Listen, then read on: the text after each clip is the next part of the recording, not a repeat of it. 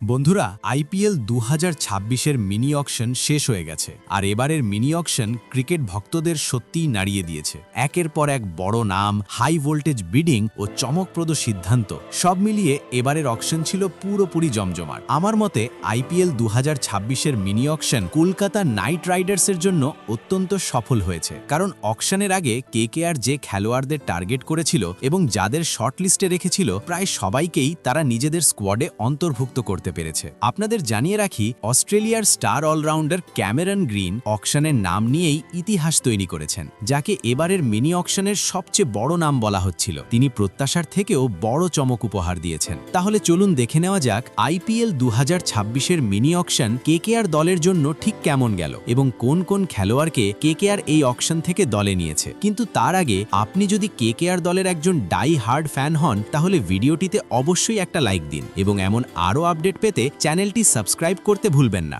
বন্ধুরা, 26 বছর বয়সী ক্যামেরন গ্রিন 2 কোটি টাকার বেস প্রাইস নিয়ে অকশনে নামেন। তীব্র বিডিং ওয়ারের পর কলকাতা নাইট রাইডার্স তাকে 25 কোটি 20 লাখ টাকায় দলে টেনে নেয়। এই অঙ্কটা তার বেস প্রাইসের প্রায় 12 গুণ বেশি। এই ডিলের সঙ্গে সঙ্গেই ক্যামেরন গ্রিন আইপিএল ইতিহাসের সবচেয়ে দামি খেলোয়াড় হয়ে যান এবং তিনি মিচেল স্টার্কের রেকর্ড ভেঙে দেন। ওভারঅল আইপিএল অকশন ইতিহাসে ক্যামেরন গ্রিন এখন ঋষভ পান্ত ও শ্রেয়াস আইয়ারের পর তৃতীয় স্থানে রয়েছেন। কেকেআর দলে একজন স্পেশালিস্ট উইকেট কিপার ব্যাটারের প্রয়োজন ছিল, তবে ইংল্যান্ডের জেমি স্মিথের জন্য কেকেআর কোনো বেড করেনি এবং তিনি আনসোল্ড থেকেই যান। এরপর কেকেআর নিউজিল্যান্ডের এক্সপ্লোজিভ ওপেনার ফিন অ্যালেনকে তার বেস প্রাইস 2 কোটিতে দলে নিয়েছে। এখানেই কেকেআরের চমক শেষ নয়। শ্রীলঙ্কার ফাস্ট বোলার মাথিসা পাথিরানা এখন কেকেআর ক্যাম্পের অংশ। কেকেআর তাকে 18 কোটির বড় ডিলে দলে নিয়েছে। পাথিরানা তার ইউনিক অ্যাকশন এবং 150 কিমি গতির ডেডলি ইয়র্কারের জন্য বিখ্যাত। ডেথ ওভারে তার অ্যাকিউরেসি তাকে বর্তমানে বিশ্বের সবচেয়ে এক্সাইটিং ফাস্ট বোলারদের একজন করে তুলেছে।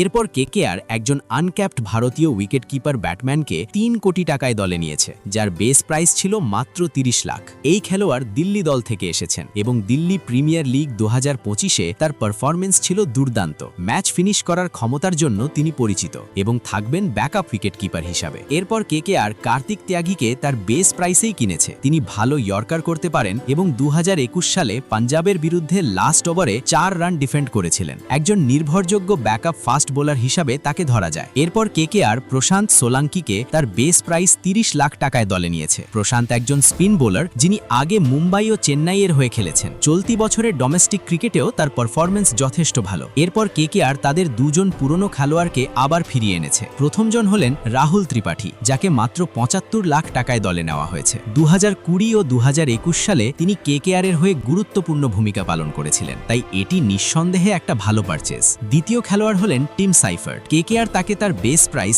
1 কোটি 50 লাখ টাকায় দলে নিয়েছে। তিনি বর্তমানে ভালো ফর্মে রয়েছেন এবং কেকেআরের হয়ে ওপেনিং করতেও দেখা যেতে পারে। ওপেনার হওয়ার পাশাপাশি তিনি একজন দক্ষ উইকেট কিপারও। এরপর কেকেআর আবার একজন বিদেশি ফাস্ট বোলারকে দলে নিয়েছে বড় অঙ্কে। বাংলাদেশের ফাস্ট বোলার মুস্তাফিজুর রহমানকে কেকেআর আইপিএল 2026-এর জন্য 9 কোটি 20 লাখ টাকায় কিনেছে। দেখা যাচ্ছে কেকেআর শুধু দুজন বিদেশি ফাস্ট বোলারের পিছনেই মোট 27 কোটি 20 লাখ টাকা খরচ করেছে, তবে এর ফলে স্কোয়াড অনেক বেশি শক্তিশালী হয়েছে। এরপর কেকেআর দুজন আনক্যাপড ব্যাকআপ খেলোয়াড়কে 30 লাখ করে দলে নিয়েছে। প্রথমজন সরকার রঞ্জন, দিল্লি থেকে আসা ডানহাতি ব্যাটসম্যান যিনি প্রয়োজনে বোলিংও করতে পারেন। দ্বিতীয়জন দক্ষ কামরা, হায়দ্রাবাদ থেকে, তিনিও ব্যাটিং ও বোলিং দুটোই করতে সক্ষম। এই দুজনকে অলরাউন্ডার ব্যাকআপ হিসাবে দেখা হচ্ছে। সবশেষে বন্ধুরা, কেকেআর অকশনের শেষ দিকে একেবারে নিখুঁত দুটি চাল দিয়েছে। রাচিন রবীন্দ্র, যিনি প্রথমে আনসোল্ড গিয়েছিলেন, পরের রাউন্ডে কেকেআর তাকে মাত্র 2 কোটিতে দলে নিয়েছে। শুরুর দিকে রাচিন আনসোল্ড যাওয়াটা শকিং হলেও